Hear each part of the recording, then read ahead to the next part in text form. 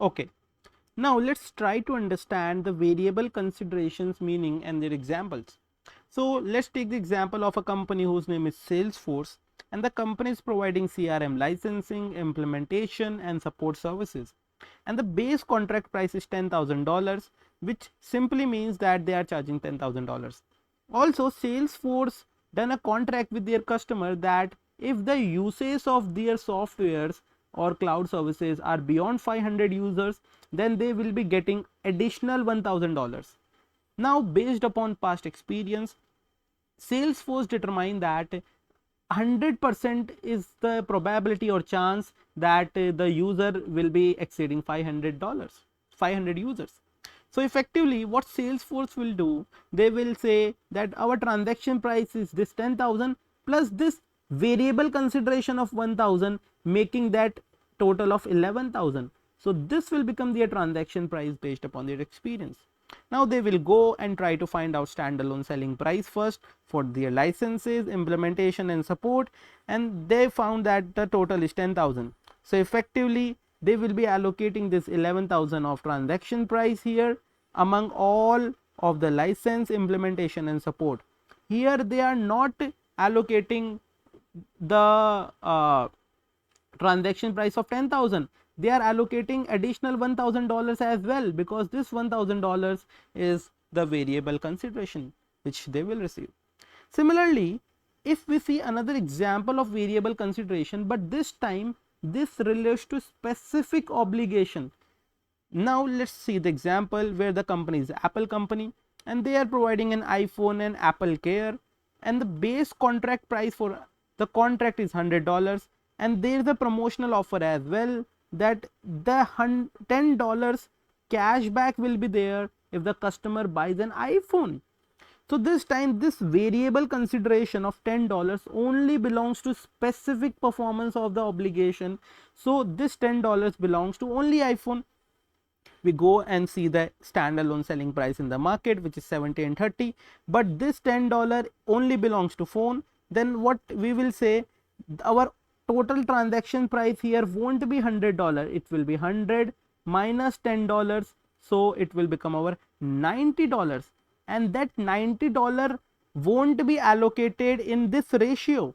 Here be very clear that $90 won't be allocated in this ratio. Why? Because this $10 discount specifically is applicable for iPhone. So it will be simply like from phone of $70, let me just correct it, there will be reduction of $10 and it will give total of $60, which will be recognized as the revenue because this $10 belongs to phone, and the remaining $30 will be for Apple Care, which will be eye care. So overall they will be recognizing $90 as revenue based upon these variable performance obligations. Now the similar case may be applied for variable consideration where there are variable consideration is attributable to distinct goods within a single performance obligation. So it may be possible like promotion of $10 here was for iPhone and $5 promotion could have been for Apple Care as well. Then specific allocation would be done there, and for that this particular example is created here. So let's see this as well. There is a company known AWS, and basic setup services, cloud computing and support is there. Base price is $1,000, SSP setup is $200, compute is $700 and support is $100, which is their standalone selling price. Now there is a usage based discount of $100 if computer exceeds 1000 hours, and based upon the experience AWS thinks that they will be exceeding 1000 hours, then the discount will apply only to the compute services, right? Because this right now is applying only and only to compute services here, as you can see.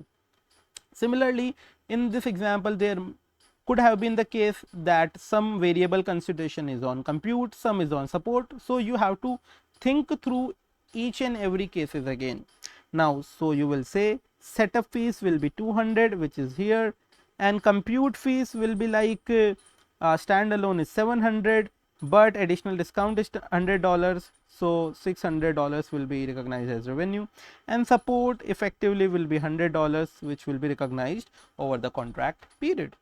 So now let's see the textbook definition of variable consideration, which simply says that the entire contract, if variable consideration is for entire contract, just like we saw for our original example, then if they apply to specific performance obligation, just like in Apple example case, or there may be cases where they that is applied to multiple goods and services, just like the AWS case, if they apply on multiple services. So this was the concept of variable consideration.